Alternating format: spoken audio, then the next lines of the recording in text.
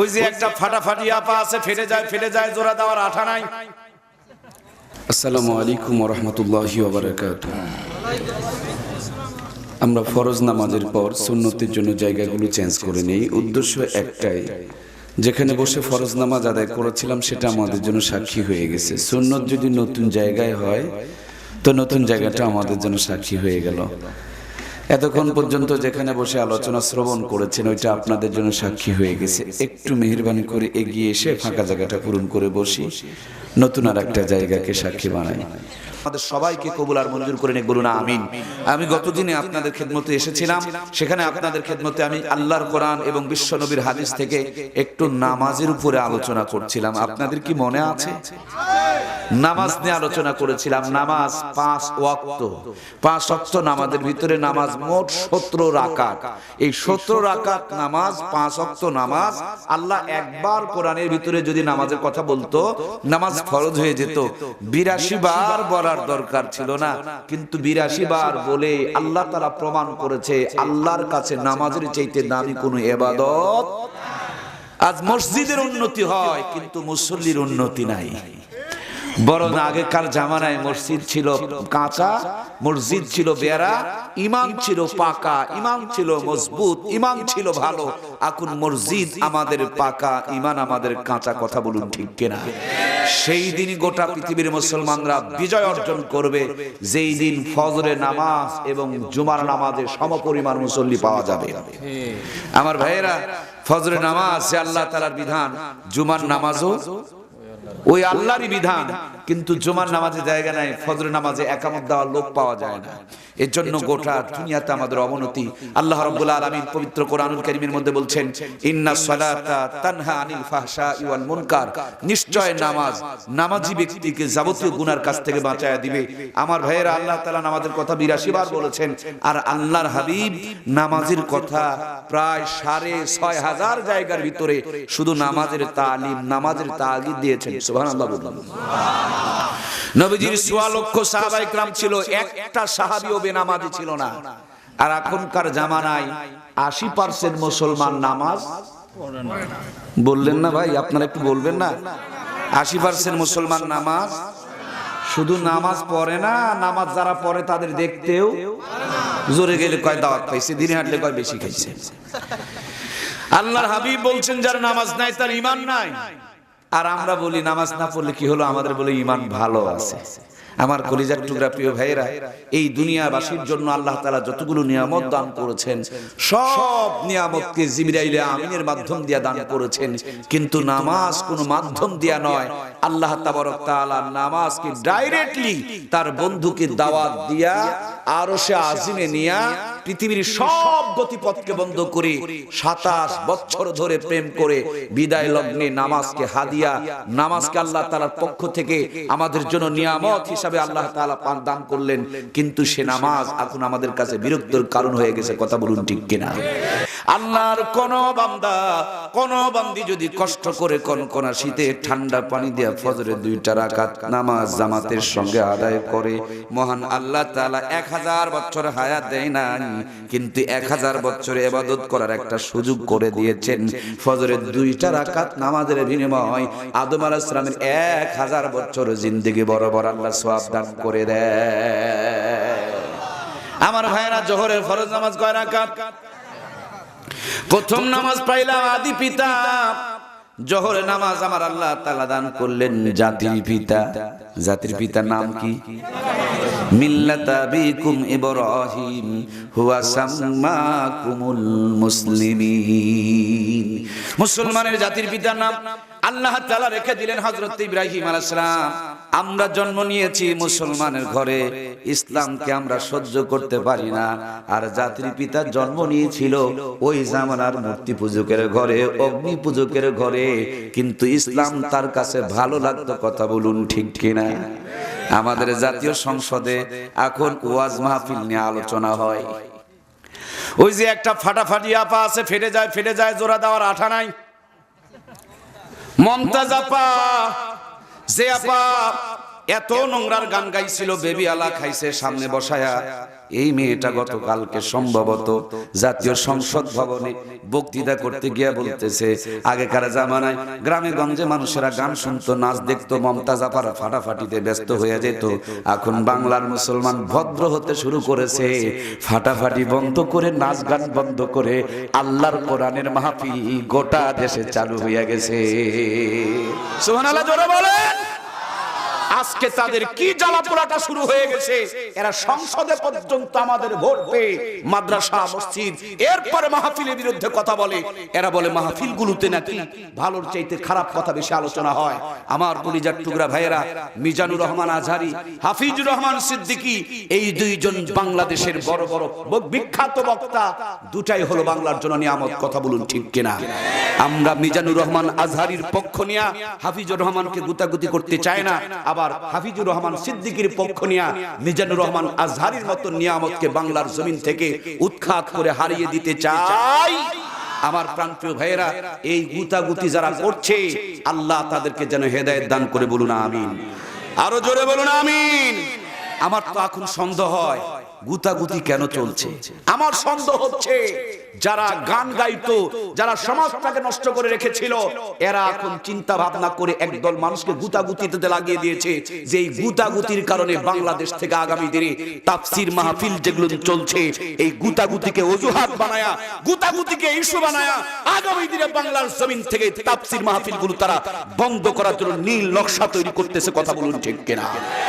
আমরা আজকের এই মাহফিল থেকে গোটা দেশের ইসলাম প্রিয় তৌহিদ জনতার কাছে আহ্বান জানাতে চাই, বাংলার জমিনে হাফিজুর রহমান সিদ্দিকী, মিজানুর রহমান আজহারিকে নিয়ে আর গুতাগুতি, জোরে বলুন, আর গুতাগুতি যথেষ্ট হয়ে গেছে। আপনাদের গুতাগুতি সুযোগ নিয়ে এখন জাতীয় সংসদে আলোচনা হচ্ছে।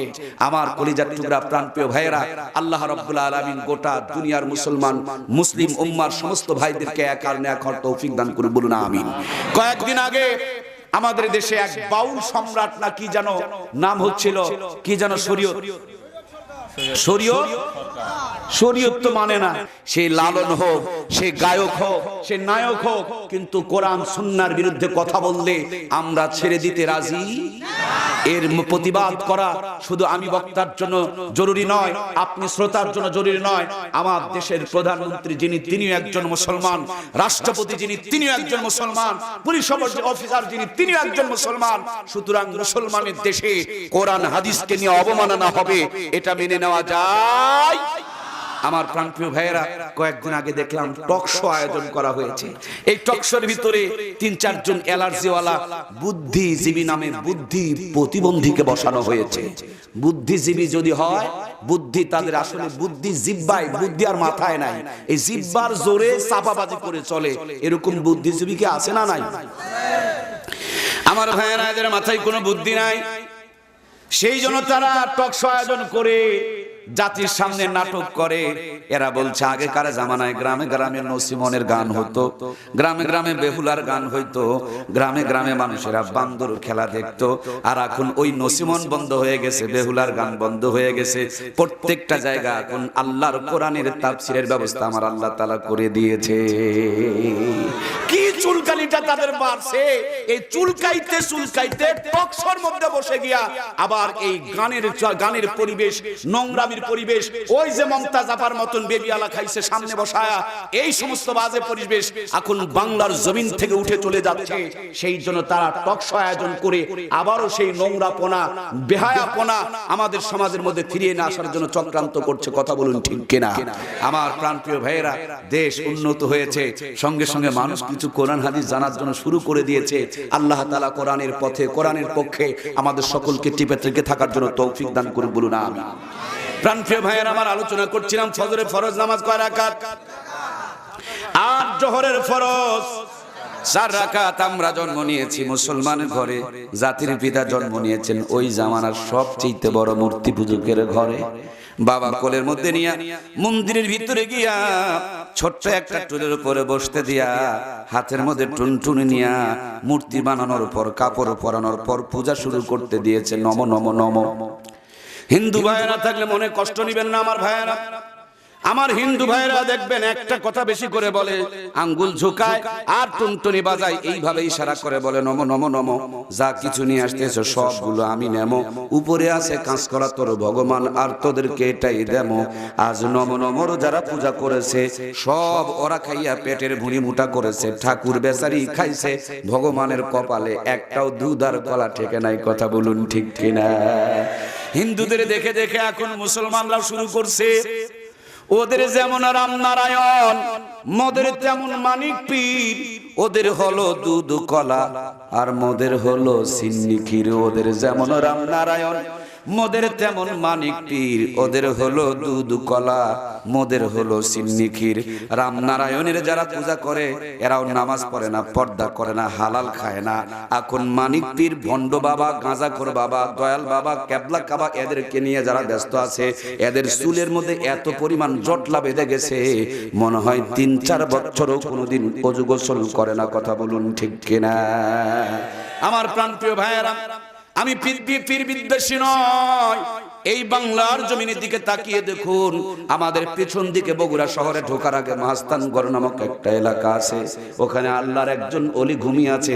গেটের মধ্যে সুন্দর করে সাইনবোর্ডের মধ্যে লেখা আছে শাহ সুলতান মাহিসওয়ার বলকি রহমাতুল্লাহি আলাইহি।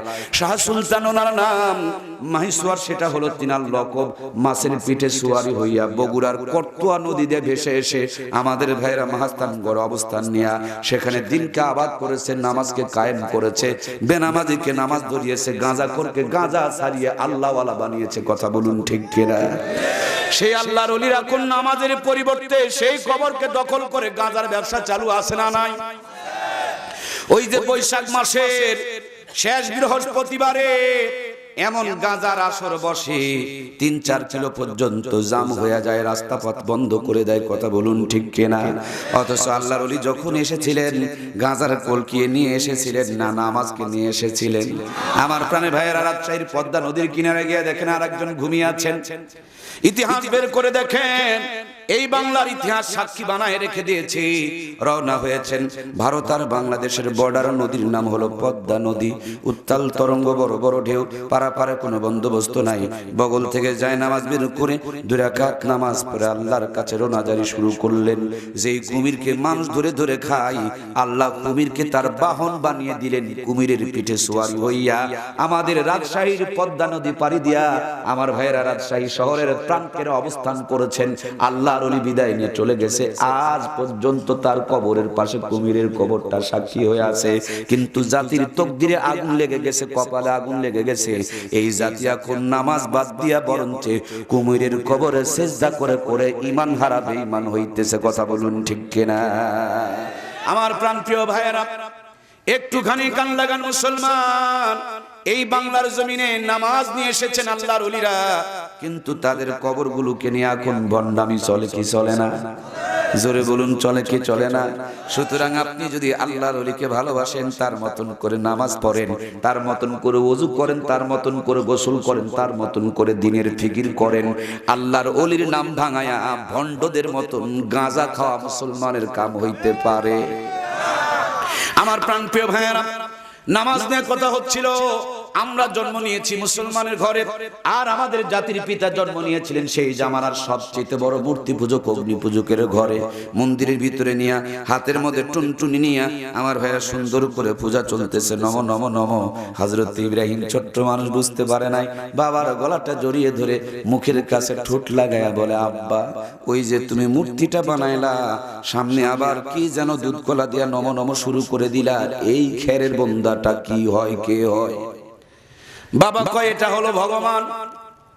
হযরত ইব্রাহিম বলেন, আব্বা ভগবান মানে কি? বাবা কয় ভগবান মানে প্রভু। হযরত ইব্রাহিম তো ছোট মানুষ, প্রভুও বোঝে না, বলে প্রভু মানে কি? বাবা বলে প্রভু মানে হলো খোদা। হযরত ইব্রাহিম বলেন, আব্বা খোদা মানে কি? বলে খোদা মানে সৃষ্টিকর্তা। হযরত ইব্রাহিম বলেন, আব্বা এটা আবার কেমন কথা? কেবলই তো দেখলাম তুমি খেরের বন্দা পাকায়া বানাইলা, কেবলই তো দেখলাম তুমি তার গায়ে কাদা মাখাইলা, একটু আগে দেখলাম তুমি রং মাখায়া কাপড় পরায়া একে সুন্দর করে সাজাইলা, ও আবার কেমনে তোমাকে বানাইলো? আমি তো নিজেই দেখলাম তুমি নিজের হাতে ওই খেরের বন্দাটারে বানাইছো। যেমনি কইছে এই খেরের বান্দা তো কোনোদিন তোমার স্রষ্টা হইতে পারে। বাবার আর উত্তর নাই, চোখ দুটো বড় বড় করে জোরে একটা মারছে ঝাড়ি। হযরত ইব্রাহিম কাঁদতে কাঁদতে চলে গেছে বাড়ি। মা সন্তানের কান্না শুনে ঘর থেকে বের হয়ে এসেছে, তাকিয়ে দেখে হযরত ইব্রাহিম কান্না করছে। মা কোলে তুলে দিয়ে বলছেন, বাবা কান্না করো কেন? হযরত ইব্রাহিম মায়ের গলাটা জড়িয়ে ধরে ডাকতে বলে, মা তুমি ছাড়া আমাকে সত্যের পথ আর কেউ দেখা দিতে পারে না। আমি রাতের অন্ধকারে উঠে আসমানের দিকে তাকিয়ে দেখি অসংখ্য তারা। মনে মনে ভাবলাম তারাগুলো আমার প্রভু। একটু পরে দেখলাম তারা ডুবে গেল, সূর্য উঠে গেল। ভাবলাম সূর্যগুলো আমার প্রভু। আর একটু পরে দেখলাম সূর্য ডুবে চলে গেল। তার মানে তারা, সূর্য এগুলো আমার প্রভু হতে পারে না। তুমি আমার মা, দয়া করে আমার কাছে বলো না আমার প্রভু, আমার রব, আমার খোদা, আমার স্রষ্টাটাকে। ওই যে একটা গান আছে, নিঝুম রাতে দূর আকাশের দিকে তাকিয়ে ছোট্ট ছেলে মাকে বলে স্রষ্টা আমার কে। এই ছোট্ট ছেলেটাই ছিল আমাদের জাতির পিতা সাইয়েদিনা হযরত ইব্রাহিম। মারহাবা। সাইয়েদিনা হযরত ইব্রাহিম আলাইহিস সালাম মাকে বলেন, মা আমার প্রভু, আমার খোদা, আমার রব, আমার স্রষ্টাটাকে। হযরত আম্মা জান ইব্রাহিম আলাইহিস সালামের মা বলেন, আমি তোর রব, আমি তোর প্রভু, আমি তোর খোদা। কারণ মেয়েদেরকে রব্বে সাগীর বলা হয়। মায়েরা সন্তানকে পেটে ধারণ করে, মায়েরা দুধ পান করায়। একটা বাচ্চা যদি কান্না শুরু করে দেয়, খালা কোলে নিলে কান্না বন্ধ হয় না, চাচি কোলে নিলে কান্না বন্ধ হয় না, বাপি কোলে নিলে কান্না বরঞ্চ আরো বেড়ে যায়, সারি মারতে শুরু করে দেয়।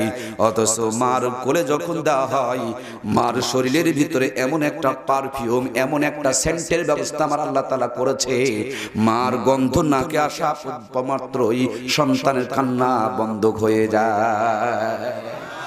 আমার প্রাণপ্রিয় ভাইয়েরা, হযরত ইব্রাহিমের মা বলেন, আমি তোমার রব, কারণ আমি তোমাকে এই পেটে ধারণ করেছি, আমি তোমাকে ডেলিভারি করেছি, আমি তোমাকে লালন পালন করি। হযরত ইব্রাহিম বলেন, মা তুমি যদি আমার প্রভু হও তাইলে তো তোমারও একজন প্রভু আর রব আছে না নাই? হযরত ইব্রাহিম বলছে, বাবা, ইব্রাহিমের মা বলছে, বাবা তুমি যেগুলো বলতেছো এই কথাগুলো বলা কিন্তু ভালো। এখনকার ডিজিটাল জামানা, তেলা মাথায় যত তেল মারবেন ততই আপনি দামি হয়ে যাবেন। কিন্তু মাঝে মাঝে হক কথা বললে বিপদে পড়া লাগবে। কথা বলুন ঠিক কিনা? হযরত ইব্রাহিমের মা বলে, বাবা এই কথা বলা যাবে না। এ কথা বলার কারণে ৭০,০০০ সন্তানকে এই নমরুদ হত্যা করেছে। অন্য মতে এসেছে ৪০,০০০ সন্তানকে নমরুদ হত্যা করেছে। বাবা এ কথা তুই বলিস না। আর এটা যদি জানতে পারে তোমাকে এই দুনিয়ার মধ্যে ১ সেকেন্ডের জন্য বাঁচায় রাখবে না। হযরত ইব্রাহিমের মা বলেন, তুমি আর আমি, ও মা তুমি ছাড়া আর কেউ নাই, আমাকে দয়া করে সত্যর পথ দেখায় দাও না। বুঝলাম আমার রব তুমি, তাহলে তো তোমার একজন রব আছে, তোমারও তো একজন প্রভু আছে। হযরত ইব্রাহিমের মা বলেন, আমি হলাম তোমার রব, আর আমার রব হলো তোমার বাবা আজর কুমার। তিনি কামাই রোজগার করে আমাকে লালন পালন করেন। হযরত ইব্রাহিম বলেন, মা বুঝলাম আমার রব তুমি, আর তোমার রব হলো আমার বাবা। তাইলে তো বাবারও একজন প্রভু আছে না নাই? মা পড়ে গেছে বেকায়দায়, মুখ চিপে ধরে সত্য কথা বন্ধ করতে চাই, কিন্তু সত্যের দিশারি আমাদের জাতির পিতা হযরত ইব্রাহিম বলছেন, আম্মা আমার রব তুমি, তোমার রব যদি বাবা হয় তাহলে তো বাবারও একজন রব আছে। বাবার রবটা কে? হযরত ইব্রাহিমের মা বলেন, তোর বাবার রব হলো দেশের বাদশা নমরুদ। নমরুদ চাকরি দিয়েছেন, বেতন দিয়েছেন, তিনি আমাদেরকে লালন পালন করেন। সুতরাং তোর বাবার রব হলো দেশের বাদশা নমরুদ। হযরত ইব্রাহিম বলেন, মা বুঝতে পেরেছি, আমার রব তুমি, আর তোমার রব হলো আমার বাবা। আর বাবার রব যদি দেশের বাদশা নমরুদ হয় তাহলে নমরুদেরও তো একজন প্রভু আছে না না? আমার ভাইরা, আল্লাহর প্রিয় পয়গম্বর হযরত ইব্রাহিম বলেন, মা দয়া করে সত্যটুকু আমাকে জানাও না। আমার রব তুমি, তোমার রব যদি বাবা হয়, আর বাবার রব যদি দেশের বাদশা নমরুদ হয় তাহলে তো নমরুদের একজন প্রভু আছে। মা মুখটা চিরে ধরে বলছে, বাবা সব বলা যাবে কিন্তু বলা যাবে। আমরা মোল্লা মানুষ, জোরে হাঁটলে দোষ হয়, ধীরে হাঁটলেও দোষ হয়। এই জন্য আমরাও সব বলতে পারি। এখন ডিজিটাল জামানা, আমাদের কিন্তু বলা এই মাঝে মাঝে কিছু মাহফিলে কিন্তু কিন্তু আলোচনা হয়, এই কিন্তুগুলো বন্ধ করার জন্য এখন কোরআনের মাহফিল বন্ধ করার জন্য কিন্তু মার্কা ষড়যন্ত্র শুরু হয়ে গেছে। কথা বলুন ঠিক কিনা? আমার ভাইয়েরা, ছোট্ট বাচ্চারা পরীক্ষা দিতে গেলে কোশ্চেনের মধ্যে লেখা থাকে শূন্যস্থান পূরণ করো। ও আমার বিবেকমান জ্ঞানী গুণী ভাইয়েরা, এখন আমি কিন্তু সব কথা বলতে পারবো না, মাঝে মাঝে কিছু কিন্তু কিন্তু ফাঁকা ফাঁকা রেখে দিব। ওই কিন্তু কিন্তু গুলো আপনাদেরকে বুঝে নিতে হবে, কিন্তু গুলো কি বোঝা যাইতেছে? আর যাদের ভিতরে বেশি কিন্তু আছে, ওরা কালকে পর্যন্ত চুলকাবে আর বলবে দুনিয়াতে হুজুর পাইনি, কিন্তু আলা হুজুর নিয়ে আসছে। আমার ভাইয়েরা, মা মুখ চিপে ধরে বলছে বাবা সব বলা যাবে কিন্তু বলা। মা ছেলে কথা চলছে, বেড়ার পাশে দাঁড়ায়া দাঁড়ায়া নমরুদ আজর কুমার ইব্রাহিমের বাবা সব কথাগুলো শুনেছে। শোনার পর সোজা একবারে নমরুদের বাড়িতে চলে গেছে। সকালবেলা নমরুদ ঘর থেকে ঘুম থেকে ওঠে নাই, এর মাঝে ঠকঠকানি শুরু করে দিয়েছে। নমরুদ বলে কে? আজর বলেন আমি আজর। নমরুদ বলে লিমা জিতা হুনা ফিসবা ইয়া আজর, এত সকালবেলা কেন চিল্লা চিল্লি করস রে আজর? আজর বলে ও বস, তোমার দুশ্মন আমার ঘরে। কি কয়? তোমার দুশ্মন? বলেন না ভাই তোমার দুশ্মন। আরেকবার বলেন তোমার দুশ্মন। এখনকার সমাজে দেখবেন কিছু আজর আছে, ইমামের পিছনে নামাজ পড়ে, ইমাম ওর বাপের বিয়া পড়াইছে, ইমামই ওর মায়ের বিয়া পড়াইছে। ইমাম যদি মুরগি জবাই করে না দেয়, ওর মুরগি জবাই করারও ক্ষমতা। কিন্তু হুজুর যদি একটু কিন্তু বলে, দেখবেন পরে মসজিদ থেকে বের হয়ে ভাত টাত না খাইয়া সোজা ওই যে আজর কুমার গিয়া যেমন ঘুম থেকে ডেকে তুলছিল তোমার দুশ্মন আমার ঘরে। আজকে এই আজর মার্কা একদল মানুষ আমাদের সমাজে মুসলমানের পরিচয় দাবি করে, মুসলমান দাবি করে, অথচ ইসলামের বিরুদ্ধে কথাগুলোকে লাগালাগি আর বাড়াবাড়ি করে। এমনকি মহান জাতীয় সংসদে এই লাগালাগি শুরু হয়ে গেছে। কথা বলুন ঠিক কিনা?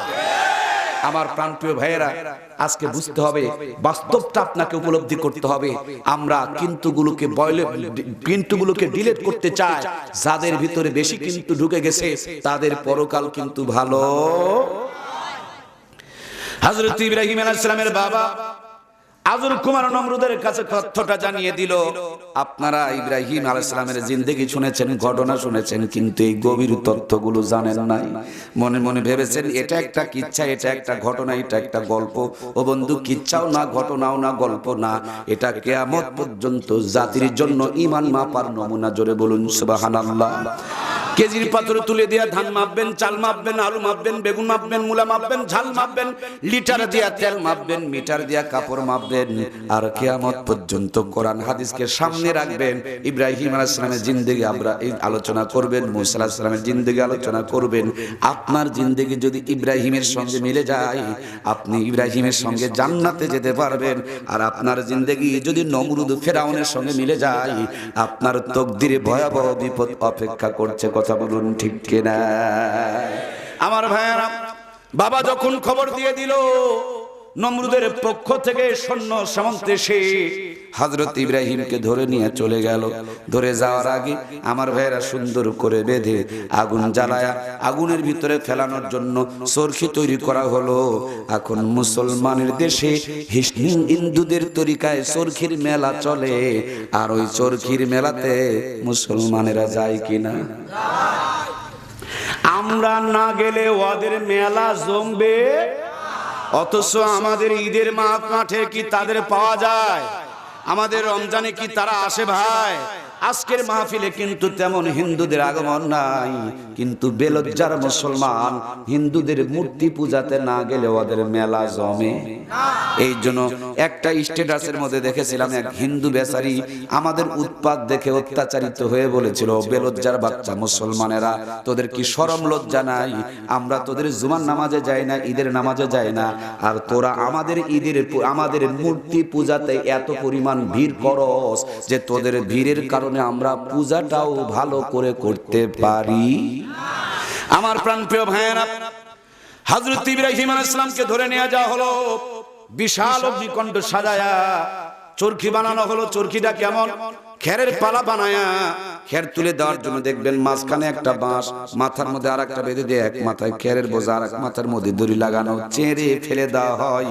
ওইরকম ভাবে একটা চরকি বানানো হলো, আর এক মাথার মধ্যে দড়ি লাগায়া দিয়া 1-2 হাজার নয় 70,000 ব্যাবিলনবাসীর যুবকেরা দড়ি ধরে টানতে শুরু করলো। হযরত ইব্রাহিমকে আগুনের মধ্যে জ্বালায়া দিবে, পুরায়া দিবে, কিন্তু আল্লাহর মার দুনিয়ার আল্লাহ ধরে না, ধরে না, ধরে না। যখন ধরে তখন আর আমার আল্লাহ বলেন আমাকারু আমাকারাল্লাহ ওয়াল্লাহু খায়রুল মাকিরিন। তোমরা যত মক্কর জানো আমি আল্লাহ তার চাইতে বেশি মক্করবাজি দিতে পারি।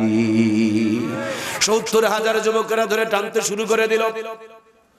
হযরত ইব্রাহিম তো দূরের কথা, তার একটা পশম পর্যন্ত নাড়াইতে পারলো না। আমার কলিজার টুকরা প্রাণের ভাইরা, এমন একটা পর্যায়ে নমরুদ তো ঘায়েল হয়ে গেল, পেরেশান হয়ে গেল, আমি আমার দুশমনকে মারতে পারলাম না। ভীষণ চিন্তা, গালের মধ্যে হাত দিয়া গবেষণা করছে কেমনে মারা যায়। এই মুহূর্তে মিস্টার ইবলিস আজাজিল শয়তানের নাম শুনছেন না শোনেন নাই? শয়তান মনে হয় আমাদের বন্ধু। আল্লাহ কোরআনুল কারীমের মধ্যে বলছেন ইন্নাহু লাকুম আদুব্বুম মুবিন। শয়তান আমাদের প্রকাশ্য দুশমন, কিন্তু এখন যে যত শয়তানি করতে পারে মানুষ তাকে তত নিয়ে নাসা কুদ্দা। দেখবেন একটা মহিলা কি যে গান গেয়ে গেল, ফেরে যায় ফেরে যায়, জোড়া দেওয়ার আটা নাই। রিকশাওয়ালা খাইছে বলে সামনে বসায়া, এই গান খাওয়ার কারণেই তো জাতীয় সংসদ সদস্য হয়েছে। আর ভালো ভালো কাজ কাম যারা করেছে, এখন ভালো করে খেয়াল করে দেখেন তাদেরকে অত পরিমাণ সম্মান ইজ্জত আমরা দিতে পারি না। কথা বলুন ঠিক কিনা? আমার প্রাণপ্রিয় ভাইয়েরা, শয়তান চিন্তা করলো নমরুদ তো একাই পারছে না, আমাকে একটু সহযোগিতা করা লাগে। মাথার মধ্যে বড় পাগড়ি, মুখের মধ্যে পাটের ফিসাওয়ালা দাড়ি, হাতের মধ্যে বড় একটা তসবিহ নিয়া ঠকাস ঠকাস করে জিগিরি করে যায়। সারা জীবন মানুষকে ঠগায়া খাইছে, কিন্তু নিজে ঠকতে রাজি। এরকম ভণ্ড পীর আমার বাংলাদেশে আছে না নাই?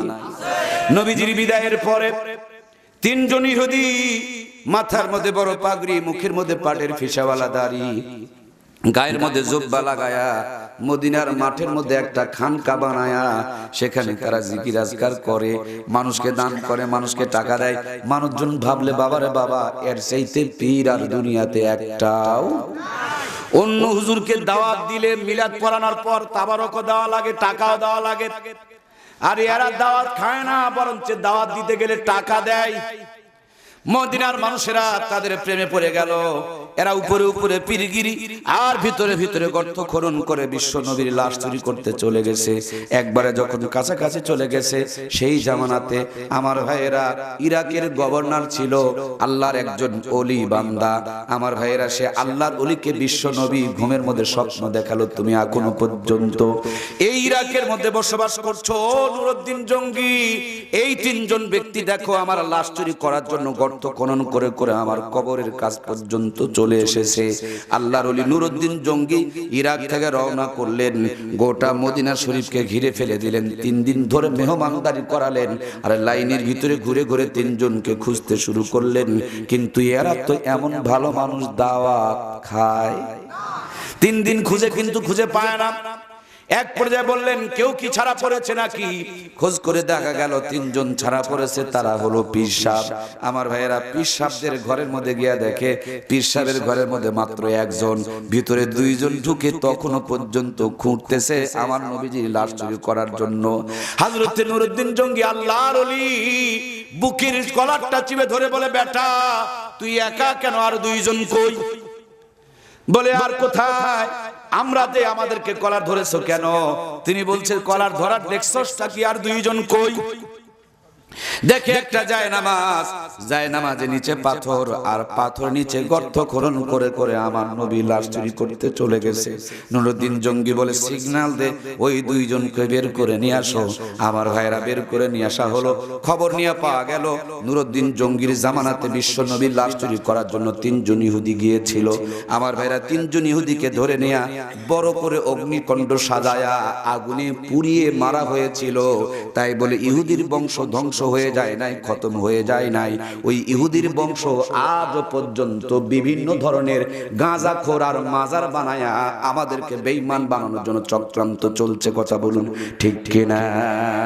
সেই জন্য আমার প্রাণপ্রিয় ভাইয়েরা, সজাগ থাকতে হবে, সতর্ক থাকতে হবে।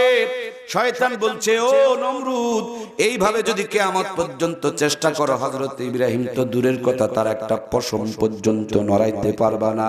কারণ ইব্রাহিম আলাইহিস সালামের প্রভুর পক্ষ থেকে একদল রহমতের ফেরেশতা এসে হযরত ইব্রাহিমকে ঠেসে ধরে আছে, চেপে ধরে আছে। কিয়ামত যদি হয়ে যায়, ইব্রাহিম তো দূরের কথা, তার একটা পশম পর্যন্ত নড়াইতে পারবা না। শয়তানের কথা শুনে নমরুদ তো ঘেমে গেল, নমরুদ তো অবাক হয়ে গেল। তাহলে আমাদের উপায় কি, বুদ্ধি কি? নমরুদকে শয়তান বুদ্ধি শিখায় দিলেন। একটা মাত্র বুদ্ধি আছে। কয়টা? হযরত ইব্রাহিমকে আগুনে পুরানোর জন্য শয়তান বলেন বুদ্ধি আছে একটা। কয়টা? নমরুদ জিজ্ঞেস করলেন সেই বুদ্ধিটা কি? এবার শয়তান শিখায় দিল, হযরত ইব্রাহিমকে ন্যাংটা করো। কি করতে হবে বাবা ভাইয়েরা? এখন বাংলাদেশে ন্যাংটামি বাড়তেছে না কমতেছে? ইব্রাহিম আলাইহিস সালামকে পারে নাই, কিন্তু ইব্রাহিম আলাইহিস সালামের সন্তানদেরকে এখন ন্যাংটা করে ছেড়ে দিয়েছে। ঠিক কিনা?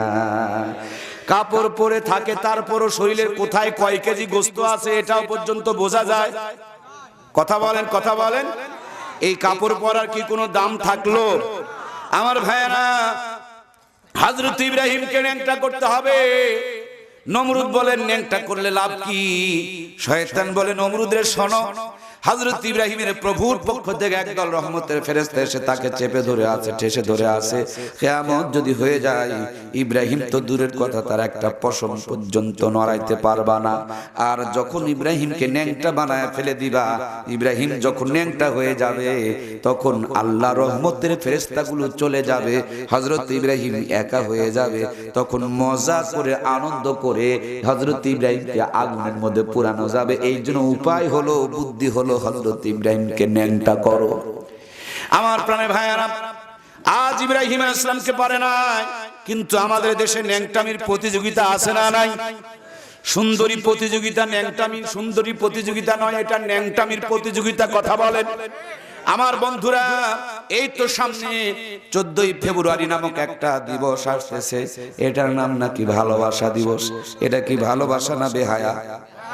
এটা ভালোবাসা না বেলজ্জা? এটা ভালোবাসা নয়, নোংরাপোনা, বেহায়াপোনা, বেশ্যাপোনা, লটিপোনা, লুচ্চাপোনা। কথা বলেন।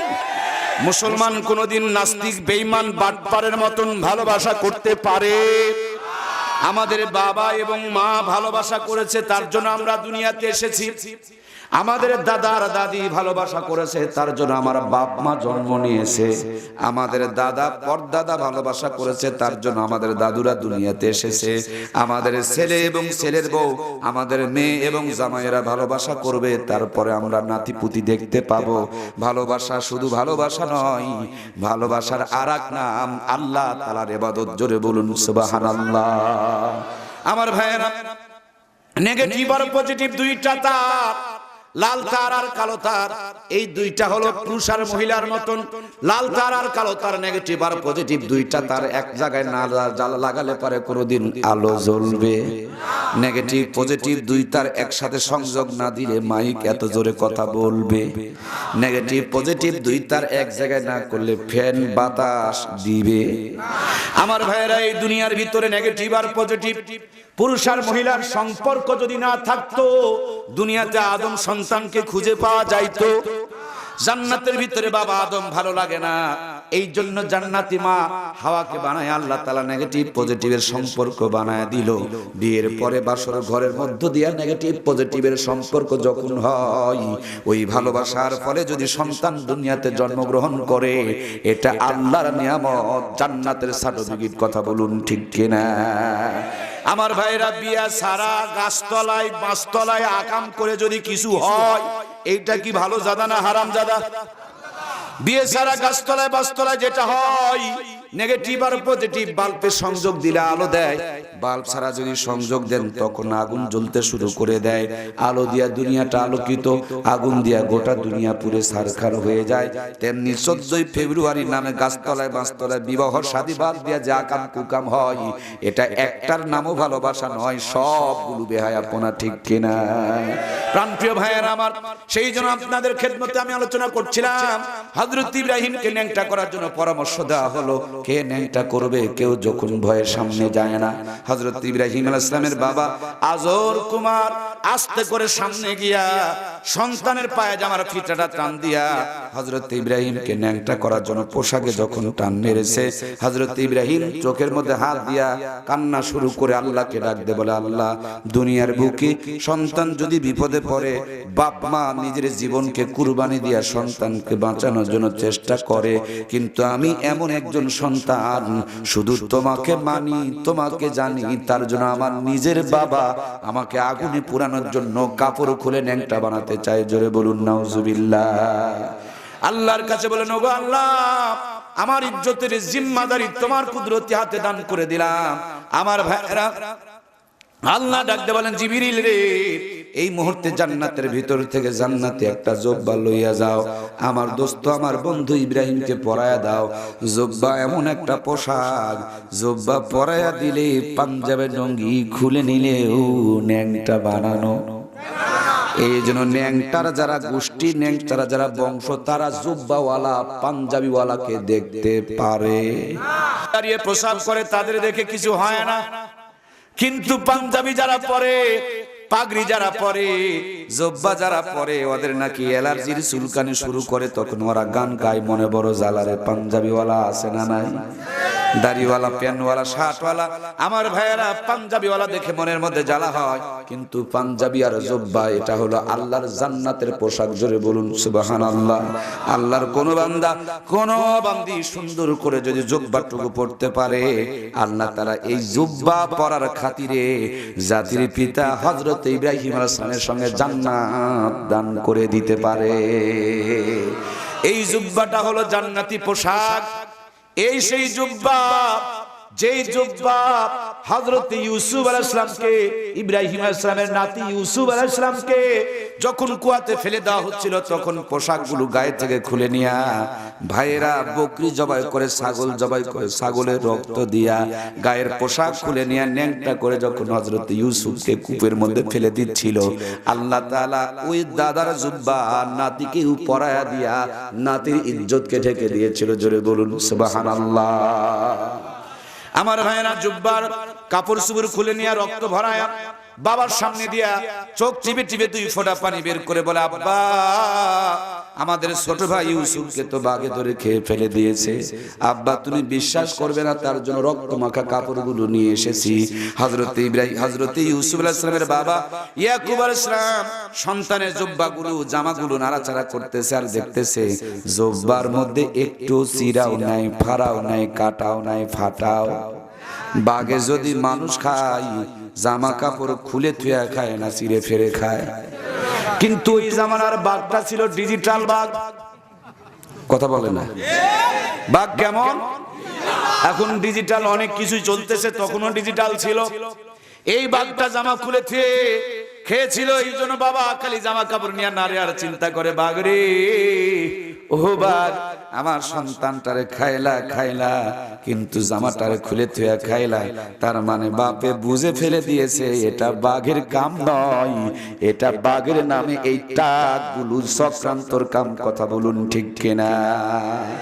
আজকেও যত পদ্ধতি অবলম্বন করে আলেমদের ঘাড়ে দোষ চাপানোর জন্য ষড়যন্ত্র চক্রান্ত করা হোক, বাংলার 16 কোটি তৌহিদি জনতা জানে আলেমদের চাইতে ভালো মানুষ আল্লাহর জমিনে কেউ থাকতে পারে। সুতরাং তোমরা যতই জামা কাপড় খুলে নিয়া রক্ত মাখায়া সামনে দাও, জাতি জামা কাপড় নারে আর চিন্তা করে, বাঘে যদি মানুষ খায়, জামা কাপড় চিরে ফেরে খায়, জামাতে যদি চিরা ফাটা না পাওয়া যায়, বুঝে নিতে হবে এটা বাঘের কাম নয়, এটা ষড়যন্ত্র আর চক্রান্ত। কথা বলুন ঠিক কিনা? শুধু ওই জামানাতেই শুধু চক্রান্ত ছিল, এই জামানাতে চক্রান্ত নাই। ও বন্ধু, তেল মাপবেন, মোবাইল মাপবেন, আলু মাপবেন, বেগুন মাপবেন, আর কোরআন হাদিসকে আপনি বিবেকের পাল্লায় তুলে দিয়া বাস্তবতা মাপবেন না, এটা কিন্তু হতে পারে না। আজকের বাস্তবতাকে ওইটা দিয়ে ওজন করে দেখেন, খাপে খাপে মিলে যাবে। কথা বলুন ঠিক কিনা?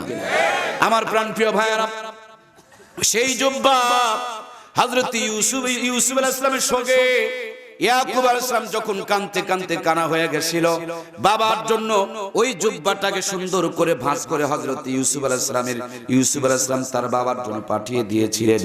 বাবা যখন চোখের মধ্যে জুব্বাটা লাগাইছে, ফারতাদ্দা বাসীরা, আগে যত সুন্দর দেখতো তার চাইতে বেশি সুন্দর দেখতে শুরু করেছে।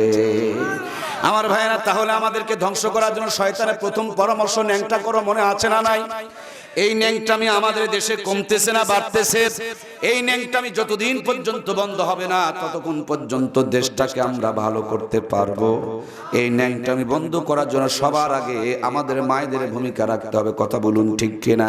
আমাদের মায়েরা পোশাক পরবে খাদিজার মতন, আমাদের মায়েরা পোশাক পরবে আয়েশা সিদ্দিকা রাদিয়াল্লাহু তাআলা আনহার মতন, আমার মায়েরা পোশাক পরবে ফাতেমাতু জোহরা রাদিয়াল্লাহু তাআলা আনহার মতন।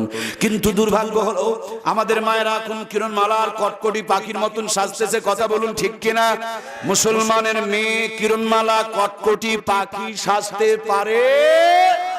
আর যারা কিরণমালা কটকটি পাখি সাজে, এরা জান্নাত তো দূরের কথা, জান্নাতের গন্ধ পাবে। এই জন্য আমার মমতা মহিমা এদেরকে বলতে চাই, আমার মমতা মহিমা আপনাদেরকে পর্দার বিকল্প কোনো পথ অবলম্বন করা যাবে না। আমার ভাইয়েরা, হযরত ইব্রাহিম আলাইহিস সালামকে নিয়ে আমরা আলোচনা করছিলাম। জাতির পিতা হযরত ইব্রাহিমকে আগুনে ফেলানোর জন্য ন্যাংটা করতে হবে। কে ন্যাংটা করবে? বাবা পায়ে জামার ফিতায় টান মেরেছে, আল্লাহ জুব্বা পরায়া দিয়া তার ইজ্জতকে হেফাজত করেছে। শয়তান দেখলো প্রথম পরামর্শ ফেল হয়ে গেছে, এবার দ্বিতীয় পরামর্শ দিল। হযরত ইব্রাহিম আলাইহিস সালামের চতুর্পাশে 40,000 নারী পুরুষকে জেনা করতে লাগায় দাও। কয় হাজার? জেনা যে ব্যভিচার যেখানে বেড়ে যায়, সেখানে মনে হয় আল্লাহর রহমত বাড়ে না কমে? আমার বাংলাদেশে জেনা ব্যভিচার মনে হয় কমতেছে। এই জন্যই তো বুলবুল, লায়লা, নার্গিসার ভূমিকম্প, ভূমিধস, ঘূর্ণিঝড় আসতে শুরু করে দিয়েছে। কথা বলুন ঠিক কিনা? গত বছর আমাদের বাংলাদেশের জয়পুরহাটের পাঁচবিবি এলাকার ভিতরে একটা টর্নেডো আসছিল, একটা ঘূর্ণিঝড় এসেছিল।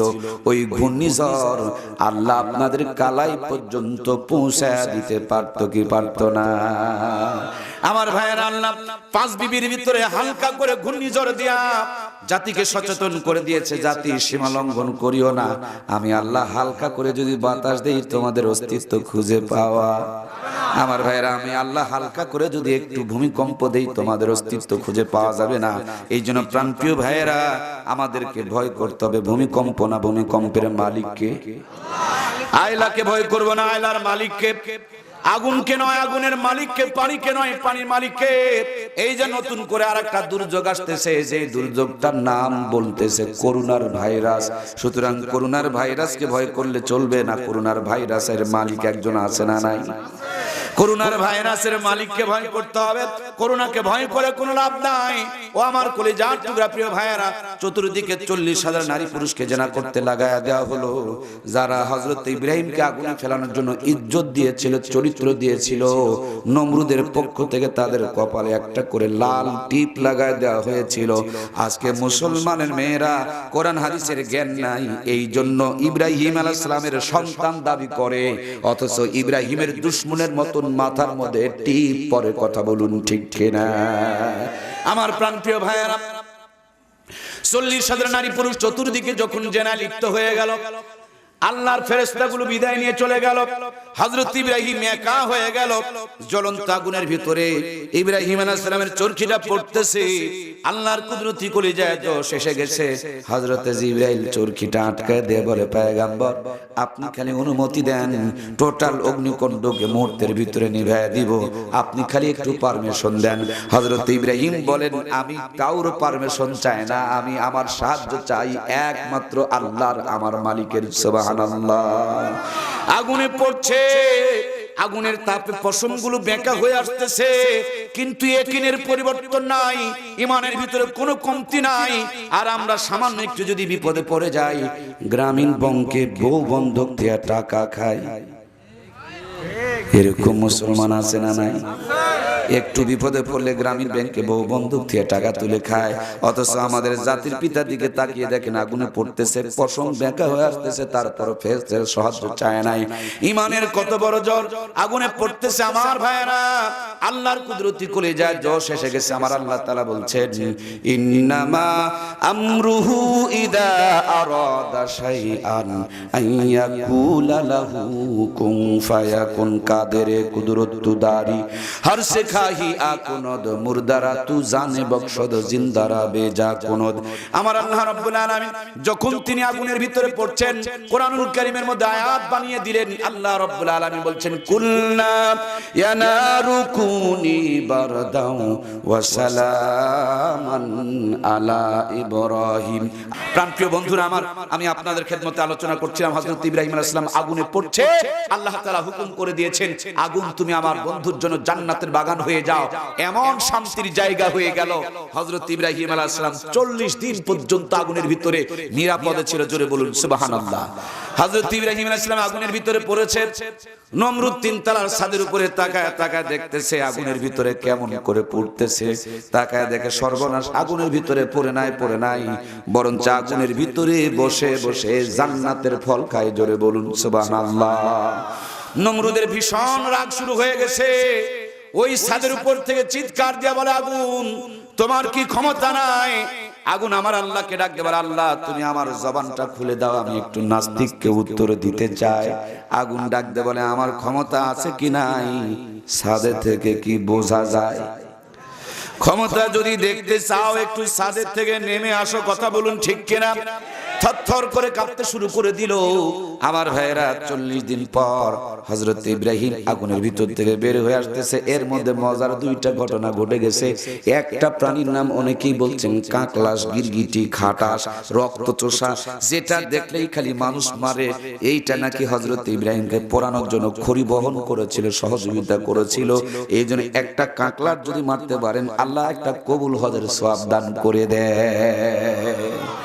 এমনি দিনে মারলে পরে একটা হজের সওয়াব, শুক্রবারের দিনে যদি মানেন হজের সঙ্গে একটা উমরার সওয়াব আল্লাহ তাআলা দান করে। সুবহানাল্লাহ বলুন।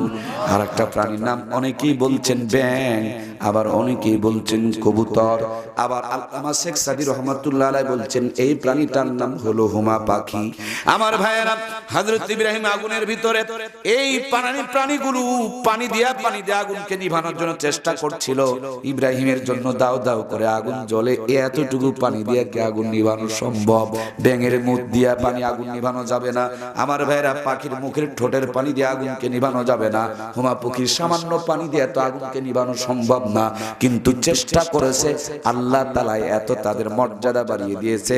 আল্লাহ মুমিনদের জন্য ওই সমস্ত প্রাণীকে হত্যা করা নিষেধ করে দিয়েছে। সুবহানাল্লাহ বলুন।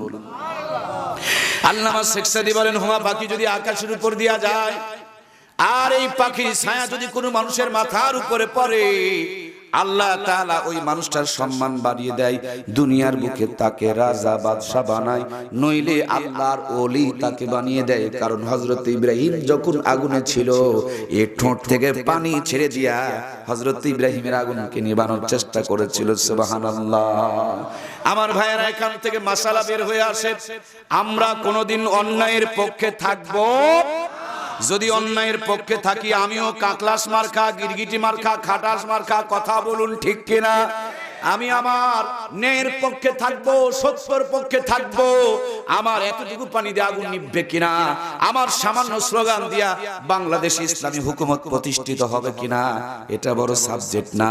ওই পানি দিয়ে আগুন নিভাইতে পারে নাই, কিন্তু পানিটুকু দিয়েছে আল্লাহর কাছে বড় পছন্দ লেগে গেছে। আমরা যতদিন বেঁচে আছি, যতটুকু শক্তি আছে, আমাদের সমস্ত শক্তি কোরআনের জন্য উৎসর্গ করে দিব। আল্লাহ তুমি আমাদের কবুল করো, বলুন আমিন। 40 দিন পরে আগুনের ভিতর থেকে বের হয়ে আসতেছে। নমরুদের ভীষণ মেজাজ গরম। সামনে এসে বলে নমরুদ তোমাকে আমি জ্বালাইতে পারলাম না, তাই বলে তোমার আল্লাহকে আমি ছাড়বো না, তোমার আল্লাহর সঙ্গে আমি মোকাবিলা করব। দেখেন পাগলে কি না কয় আর ছাগলে কি না খায়। মানুষের সঙ্গে পারে না, এখন কার সঙ্গে লাগতে চায়? হযরত ইব্রাহিম বলেন আল্লাহর সঙ্গে তুমি যদি মোকাবিলা করো, মোকাবিলা করতে পারো, আমার কোনো আপত্তি এই নমরুদ বললেন আগামী শুক্রবারের তারিখ করা হলো, অমুক ময়দানে আল্লাহর সঙ্গে আমার মোকাবিলা হবে। আমার ভাইরা সাদা একটা হাতির মধ্যে চড়িয়া, হাতের মধ্যে তীর ধনুক লইয়া আল্লামা শেখ সাদী রহমাতুল্লাহ আলাইহি বলেন আকে লুৎফে কেশেরা ইজ হারে কর্দ বাখলি লস নারে রাগুন জারে কর্দ সুয়ে উখস মিকে তেরাম দাখতা পাশায়ে কার উসকি ফায়েত সাখতা আকে আদা রাবে দরিয়া দরকুশিদ না কারা আজ সঙ্গে খারা বরকুশির। যেমনি হাতের মধ্যে তীর ধনুক লইয়া আসমানের দিকে একটা তীর ছেড়ে দিয়েছে, আমার আল্লাহ বলে জিবরিল রে নমরুদের হাতের তীরটা ধরে নে আর তীরের মাথার মধ্যে মাছির রক্ত ভরায়া দে, মাছের রক্ত ভরায়া দে। আমার ভাইরা আপনাদের এলাকায় কি মরা হাঁস মুরগি খায়? কিন্তু মরা মাছ কথা বলেন। আল্লাহ বলে জিবরিল রে এই তীরের মাথায় মাছের রক্ত ভরিয়ে দে, কিয়ামত পর্যন্ত আমার বান্দা বান্দির জন্য মরা মাছকে তুমি হালাল বানিয়ে দাও। তীরের মাথায় মাছের রক্ত ভরে তীর যখন জমিনে ফিরেছে, নমরুদ তো মহা আনন্দে নাচতে শুরু করেছে, মনে মনে ভাবছে আল্লাহ মরে গেছে। আল্লাহ কি মরে গেছে? আমার আল্লাহ তাআলা ধরে না ধরে না ধরে না, যখন ধরে তখন আর ছাড় দেয়, কিন্তু ছেড়ে দেয়। নমরুদ তীর মেরেছে, রক্ত ভরায়া দিয়ে আল্লাহ আবার তামাশা শুরু করেছে। এ তো নাচতে শুরু করে দিয়েছে, নাচের তালে তালে ধুতি খুলে গেছে খবরটাও। আল্লাহ কয় ভালো করে নাচ, একটু মজা করে নাচ, আনন্দ করে নাচ, শান্তি করে নাচ। নাচতে নাচতে যখন ঘায়ল হয়ে গেছে তখন আর নাচতে পারে না, খালি এদিকে নড়ে ওদিকে নড়ে, আবল তাবল টলমল করতে শুরু করে। আল্লাহ ডাকতে বলে জিবরিল রে একটা ন্যাংরা মশা ধরে এই বেয়াদবের নাকের মধ্যে ভরে দে। নাচের তালে নাকের মাথার মধ্যে যখন ঢুকে গেছে মশা, যেই নাচনিওয়ালা সেই এখন কইতে যে তোমরা আমার মাথার মধ্যে বসা। আল্লাহ নাচাইতেও পারে বসাইতেও, কথা বলেন পারে কি পারে না? যেই নাচ নাচতেছিল ওই নাচনিওয়ালা এখন জুতার পিটন শুরু হয়ে গেল। আমার ভাইরা বসান দিতে হবে। মানুষ ছিল বড়, মানুষের পাও ছিল বড়, আর মানুষ তখন স্যান্ডেল বাটা চামড়া জুতা ব্যবহার করতো না, তখনকার মানুষরা লম্বা লম্বা খরম ব্যবহার করত। আমার ক্রিকেটের প্লেয়ার ভাইরা যেটা দিয়া ছক্কা মারে, ক্রিকেটের ছক্কার ব্যাট, কথা বলেন ঠিক কিনা? নমরুদের মাথা মার্কা বল, আর ক্রিকেটের প্লেয়ার মার্কা হলো তারই চাকর। সুবহানাল্লাহ বলবেন না? ও ইব্রাহিমকে মারতে চেয়েছে, কিন্তু ইব্রাহিম কোনদিন তারে মারতে চায়? আজকে যারা আলেমদেরকে মারতে যায় দেখবেন আলেমরা তাদেরকে মারতে রাজি, কারণ আলেমদের হাতেরও দাম আছে না না। সে মারতে চেয়েছে, আল্লাহ বলে তোর চাকর দিয়া তোরে বসায় নেব। সুবহানাল্লাহ বলেন না কেন? আমার ভাইরা হঠাৎ করে উপস্থিত, কি দিয়ে আর বসান দেওয়া যায়? পায়ের থেকে স্যান্ডেল খুলে, জুতা খুলে, বাটাম খুলে, এই দিয়া ওরিসা করে ওর মাথার মধ্যে বসান শুরু করে দিয়েছে। নমরুদ কয় বেটা জোরে জোরে মার, যত জোরে ততই নাকি মজা লাগে। সুবহানাল্লাহ বলেন না? আমার প্রাণের ভাইয়েরা, আল্লাহ হাসাইতে পারে, নাচাইতে পারে, সে আল্লাহ বসাইতেও। আজকে যারা নাচানাচি আমরা হাসাহাসি করতেছি, আমাদের বেশি সীমা লঙ্ঘন করলে আমাদের তকদির ওরকম বসান আছে না না? আমার ভাইয়েরা জোরে জোরে মারে, রক্তগুলো ফিনকি দিয়া ঝরে, এরপরে বলে মার মার বেটা মার, আরো জোরে মার। একসা করে বলে বস মাথা তো আপনার ফেটে যাবে। নমরুদ হুঙ্কার দিয়ে বলে বেটা ফাটবে, আমার ফাটবে, তোর বাপের কি? আমার বন্ধুরা, ছক্কা ক্রিকেটের প্লেয়ার ভাইয়েরা যে ছক্কা মারে, ছক্কাটা জোরে না ধীরে? ছক্কা মারলে বল কি ভিতরে থাকে না বাহিরে? বস বলে মার বেটা জোরে মার, যত জোরে ততই মজা। আমার ভাইয়েরা, এক চাকর বলে বস মাথা তো ফেটে যাবে। এবার উনি বলছেন ফাটবে, আমার ফাটবে, তোর বাপের কি? চাকর মার্কা প্লেয়ার মাজার গামছাটা টাইট করে হাতের মধ্যে জুতা মার্কা ব্যাটখানা লইয়া নমরুদের মাথা মার্কা বলের মধ্যে এমন একটা ছক্কা বসাইছে, এক বাড়িতে মাথার ঠুলি একবারে আউট হয়ে গেছে।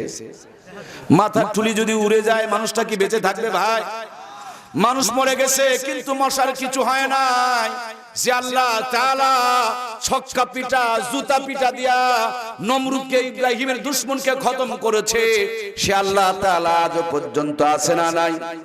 সে আল্লাহর ছক্কা পিটা এখন চায়নাতে চালু হয়ে গেছে, চীনে চালু হয়েছে, ঠিক কিনা?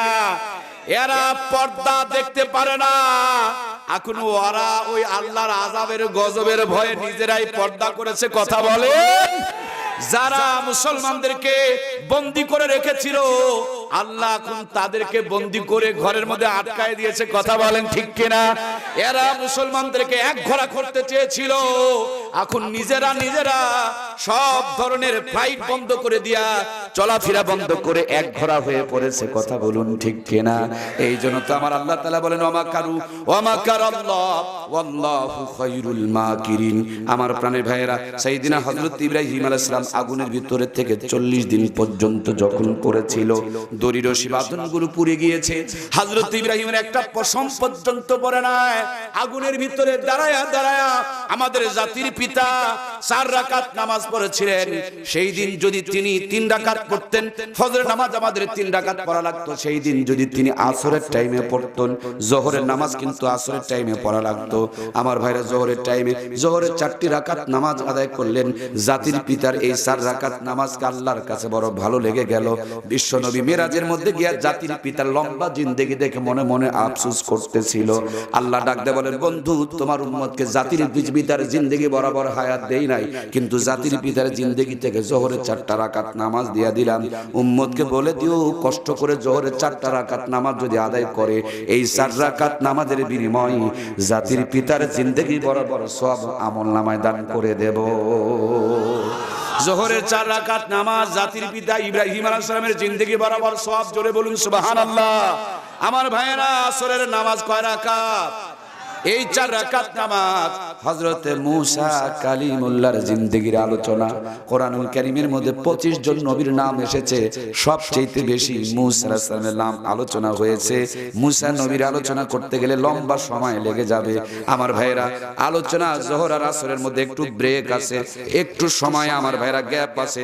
ওইরকম ধৈর্য পরীক্ষা করে দেখতে চাই আপনারা যদি শেষ পর্যন্ত টিকতে পারেন। আমি আসরের নামাজ নিয়ে আজকে আলোচনা করব, আর ধৈর্য যদি ফুরিয়ে যায় আমার কিছু করার।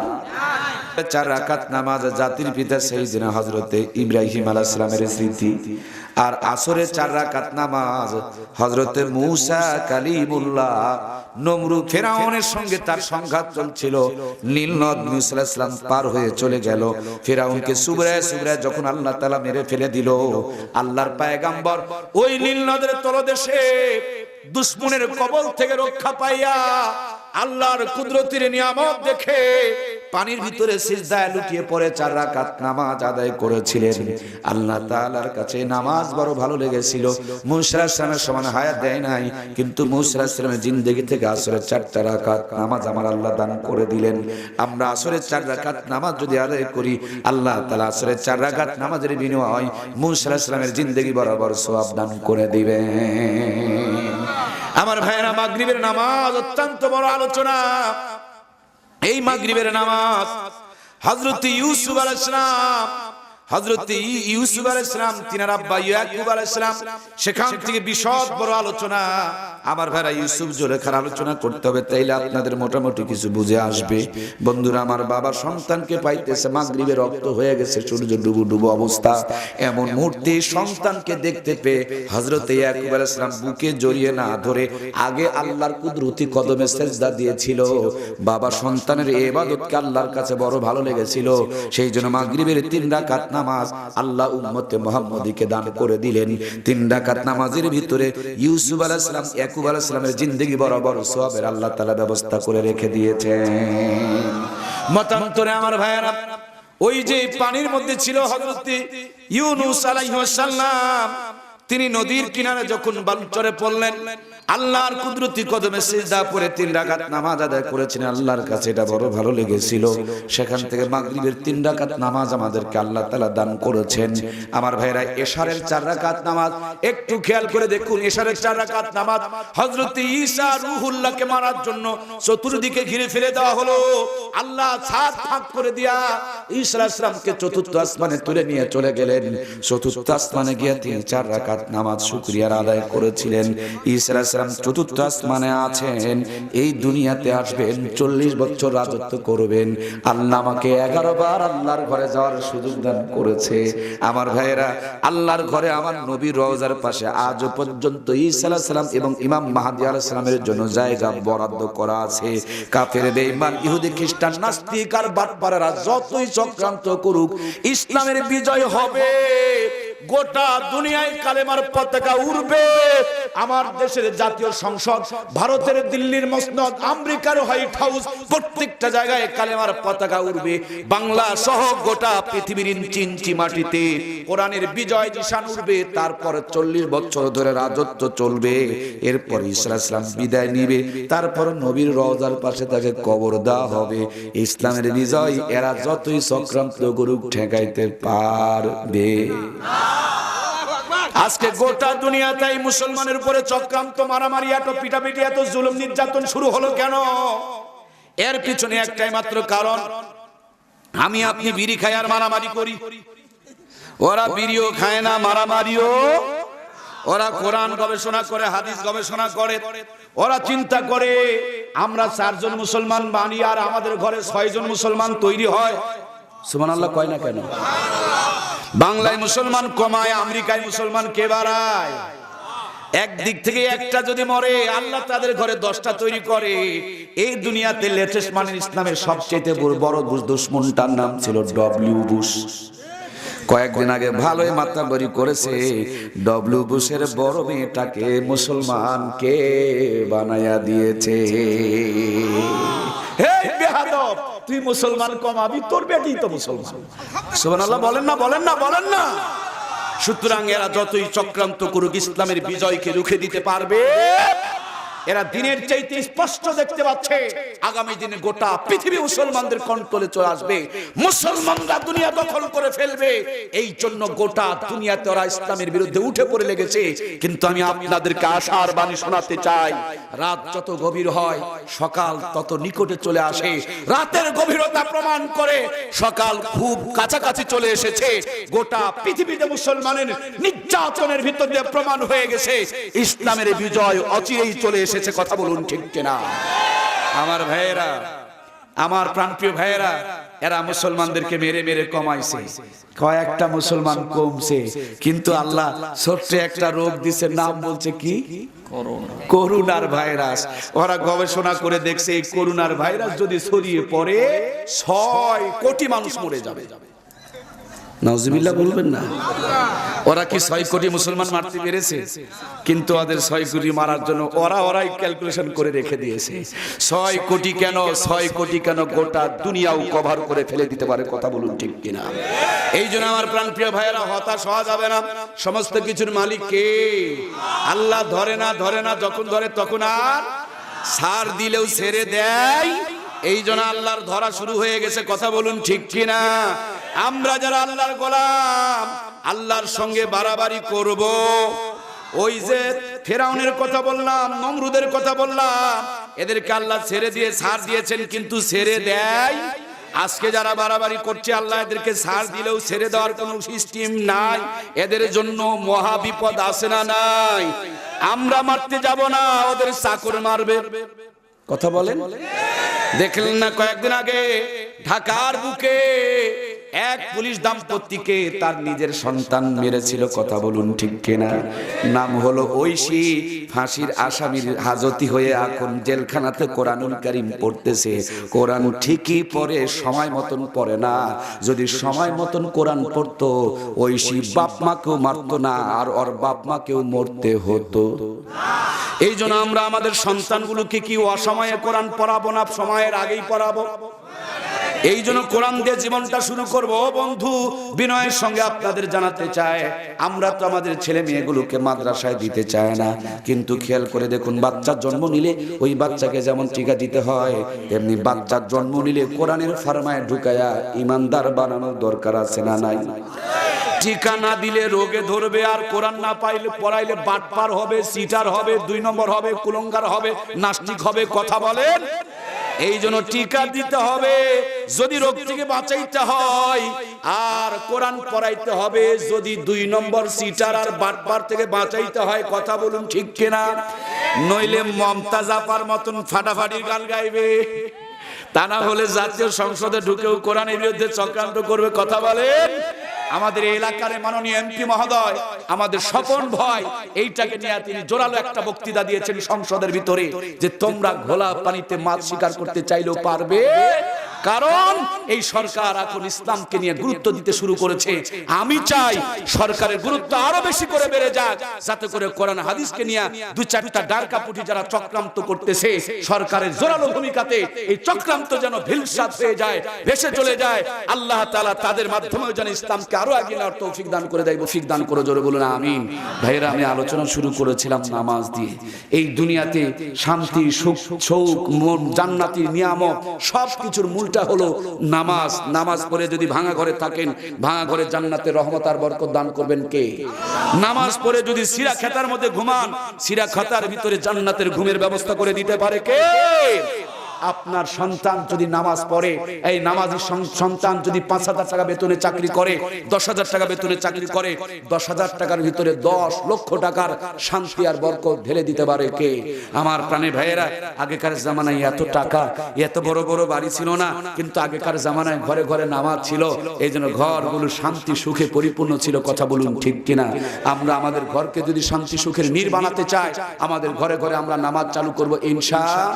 আল্লাহ তাবারক তাআলা আমাদের সকলকে তৌফিক দান করুক। সবাই পড়ি আমিন।